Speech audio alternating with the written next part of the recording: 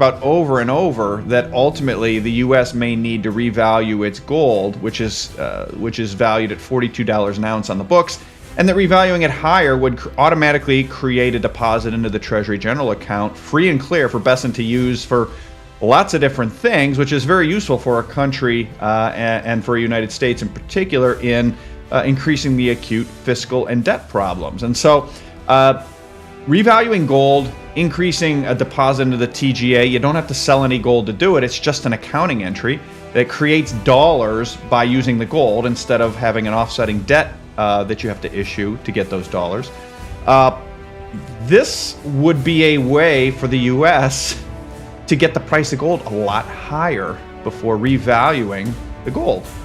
Right? Ultimately, a 39% tariff on gold, price of gold should go up 39% in U.S. dollars. China's a bit of a special case in the way it is structured, which I mean, by which I mean you have state-owned banks, state-backed developers, state-backed debts. So that's two sides, right? That's creditor, debtor. State-backed banks are the creditor, state-backed debts are the debtor. If one defaults on the other, who takes the loss? They're both the state. Nobody does. It's like if a tree falls in the forest and no one hears it. Did it make a sound? However, as many rightfully point out, the currency would take the loss, right? All else equal, the currency takes loss. That's where China has sort of structured itself as a special case. They've been very smart about this. The Chinese, the PBOC and the CCP clearly seem to understand this because of how they've structured the system. You can see it by how they've done it. What do I mean? They've got capital controls, right? So the currency would take the loss in theory, but you have capital controls, so you can't have capital flow out. Currency isn't going to flee when that happens. Okay, well, that's not exactly true. They have very strict capital controls, but gold they do have an open capital account on a limited basis under certain conditions for foreign creditors around gold. And the Chinese government, as far back as 2002, with the PBOC, have been encouraging Chinese citizens to buy gold for almost 25 years now. The Shanghai Gold Exchange is a division of the PBOC. I didn't know that until, 6 months ago, but it's true. Yet there's a carefully managed exception: gold. In a tightly controlled capital account, China permits limited foreign exposure through this precious metal. For over 2 decades, the People's Bank of China has encouraged domestic gold accumulation, a way to inoculate citizens against external shocks. Guess what?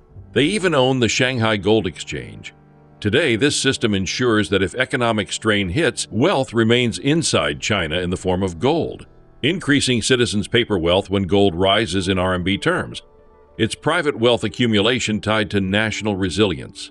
Think about it this way. In theory, state-backed bank, state-backed debtor defaults on the bank, both state-backed, no loss.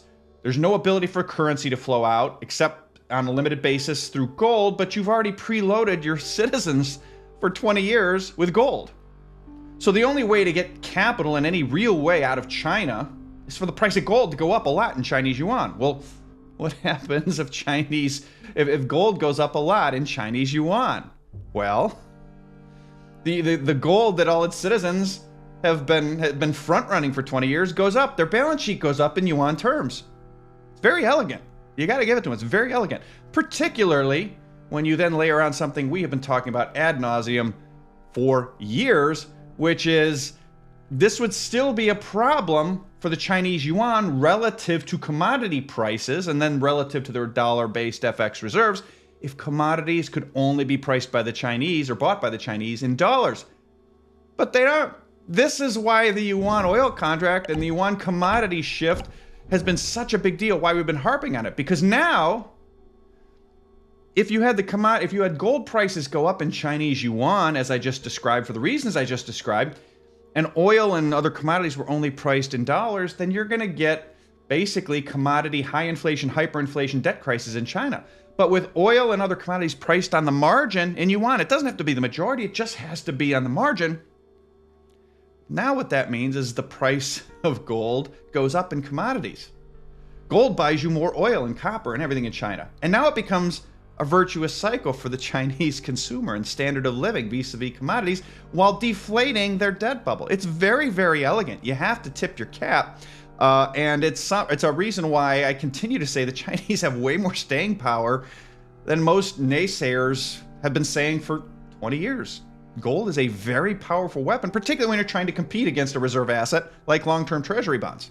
Gold beats bonds. It's like, rock, paper, scissors. Like rock beats scissors every time, over time. So at any rate, some things to think about and chew on that front. Ultimately, I think it's one of the reasons I'm so bullish on gold is the way the Chinese are so elegantly using it and reattaching it by virtue of this to commodities. You're basically net settling yuan commodity-related imbalances in gold. And so that means you basically have global commodities on the margin bidding gold. Oil market alone is still some 5, 10, 12 times bigger than the global gold market in annual physical dollar terms. And so guess what? Gold to oil ratio goes from 8 barrels an ounce in 2008.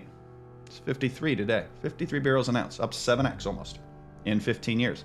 This gold-centric system's brilliance shines when layered with China's shift in how commodities are priced.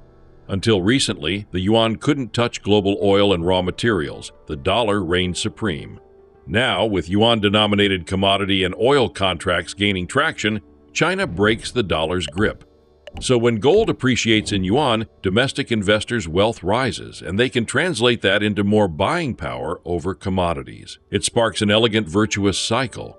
Commodities priced in yuan empower consumers, elevate living standards, and help deflate systemic debt pressures. When you talk about the passive base, talking about just the mindless sort of weekly, bi-weekly paychecks diverted into 401ks, etc.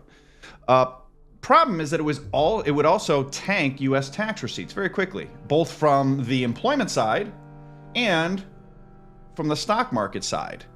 And since as we sit here today with receipts at all-time highs, with stocks at near all-time highs, with home prices at near all-time highs, with employment still very good, U.S. true interest expense today is over 100% of all those all-time high receipts. Despite all that, the reality is if you had a rollover in employment and a rollover in stocks, the U.S. true interest expense would quickly be well above receipts. In other words, interest, entitlements, Veterans Affairs. Putting the U.S. into a position where they have to choose. Cut Veterans Affairs, cut entitlements immediately, cut interest rates, print money, or default. Default ain't ever going to happen. And politically, we would have a revolution by the weekend if you cut entitlements or you cut Veterans Affairs. Guess what they're going to cut? What are they advocating for? Powell cutting rates aggressively? Why do you think that is? This is why this is. They're already over 100% of true interest expense. They need to. They have to. It's the only thing they can cut. And so ultimately, that's what they're going to cut, one way or another. However that is chosen to be structured, there's a number of different ways they can do it. But in my opinion, for the average investor, I'm not talking about the pro who has a monthly mandate or a quarterly mandate, but for the average investor, it really boils investing down to simply keeping oneself more liquid than the U.S. government. All you have to do is survive longer than it takes for the U.S. government, the U.S. Treasury bond market to dysfunction in a market sell-off or a slowdown in the economy. Because essentially, the only way you lose at that point is if the government stands aside and says, you know what? Either we're going to cut entitlements and Veterans Affairs aggressively, not interest expense. Come on, that ain't going to happen. China's strategy bolsters long-term resilience, notably in comparison to Western financial models. Gold, as a non-yielding asset, may outperform long-dated U.S. Treasury bonds, especially as bonds face rising interest burdens. Against that backdrop, China's system, by anchoring wealth in gold and redirecting commodity exposure, presents a potent alternative to conventional reserve asset paradigms. It makes gold a strategic weapon in global finance. This may explain why China continues to extend its grip. Patiently built gold reserves, currency control, and new yuan-based markets are slowly undermining the dominance of dollar-denominated instruments. Or they're going to stand aside and say, you know what, we're just not going to pay the interest on the bonds this quarter. We're going to default. Come on, that ain't going to happen. So they're going to do something quickly. So it's about managing that timing for the average investor, in my opinion, until they come in and re-inject dollar liquidity to keep the Treasury market from dysfunctioning yet again, which it has done 5 or 6 times since 2019. And when I say dysfunction, the easiest definition, you're going to have a spike in Treasury volatility, you're going to have a spike in rates into a slowdown. We saw it in Liberation Day. Remember that? Hey, everyone looking around going, hey, the dollar's going down, rates are going up, stocks are going down. What's happening here? If you like that, you would love what would happen if they decided to stand aside, which is why they won't, and which is why they didn't post-Liberation Day. It took them 6 or 7 days. In my opinion, there's a variety of possibilities. I don't have strong conviction on either or any of them, but let me lay them out. Either he didn't know any better, and so he decided this was a good idea without sort of knowing all the details, and then backtracked once he learned that it might not be a good idea. I think the second possibility is he did it knowing some of the details, knowing what the reaction would be, which would be gold going up quite a bit, quite potentially. And someone that we'll call Kaiser Soze, in reference to the great movie The Usual Suspects, essentially told him and his administration that no, you cannot do that in no uncertain terms. And I'm not saying by any sort of threat or anything, I'm just simply saying. Meanwhile, the U.S. faces mounting fiscal strain. True interest costs covering debt service, entitlement programs, and veterans benefits currently exceed entire federal revenue streams. Throw in potential downturns in employment, housing, or equities, and the imbalance would quickly spiral. Politically, sweeping cuts to entitlements or veterans programs are all but impossible, and outright default is unthinkable. Thus, U.S. policymakers must choose between aggressive rate cuts, massive monetary injections, or creative accounting shifts. One such idea, revalue the United States gold holdings, currently recorded at $42 per ounce, upwards to inject liquidity into the Treasury's general account without selling assets. There are still rules, and there are rules that even he is subject to. And the Kaiser Soze would be the managers of those rules. And we can have a debate or discussion around whether those are high-level global finance people, banking people, Bank of International Settlement. Who knows? But that's the second option, is Kaiser Soze told him, no, you can't do that. The third option is that he did it and then reversed course simply to try it out. See what the reaction is. See what the market reaction is. Offer some market participants a chance to get on sides if they were short gold, to introduce this as a potential possibility. Because ultimately, we've talked about over and over that ultimately the U.S. may need to revalue its gold, which is valued at $42 an ounce on the books.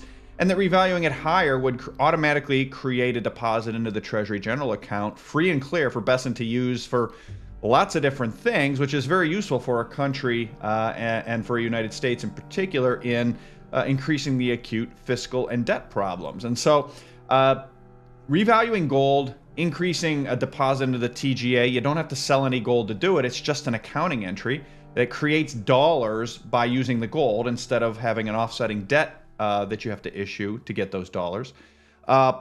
This would be a way for the U.S. to get the price of gold a lot higher before revaluing the gold. Right? Ultimately, a 39% tariff on gold, price of gold should go up 39% in U.S. dollars. We're watching a silent competition. China's carefully crafted financial framework with gold at its core, yuan-denominated commodity pricing, and capital barriers versus U.S. fiscal and monetary challenges. Will Washington lean on gold revaluation to ease pressure or default into instability? Will Beijing extend its yuan's reach into global markets, undermining dollar hegemony? For the everyday investor, the takeaway is clear. In an era defined by fiscal stress and monetary innovation, liquidity and adaptability may be your strongest asset. Stay alert, stay flexible, and keep watching this evolving financial battleground. And if they do that, then, call it $4,700 gold versus $3,400 today, you'd be putting like $1.5 trillion almost, $1.2 trillion, $1.3 trillion, I guess, $1.2 trillion into the TGA. Besson could then go, hey, I got $1.2 trillion sitting here.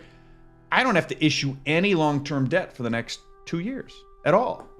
And so then they could cut rates, and while everybody thinks that rates are going to take off when the Fed cuts rates, when the Fed cuts rates, what if the Fed cut rate 1,500, 200 basis points, And Bessent goes, we're going to revalue the gold. We're not going to issue any long-term bonds for the next 2 years. Guess what's going to happen to long-term yields? They're not going up. I don't think they're going to go up much at all. They're going to go flat to down. And so I don't know which of these options it is. I don't know if he just didn't know better and had to backtrack. I don't know if Kaiser Soze told him to backtrack and he did. Or if this was just a test of the emergency gold revaluation system for those of us that are old enough to remember watching TV and getting those things periodically on TV on Saturday mornings or what have you. So, as I like to say, let's watch.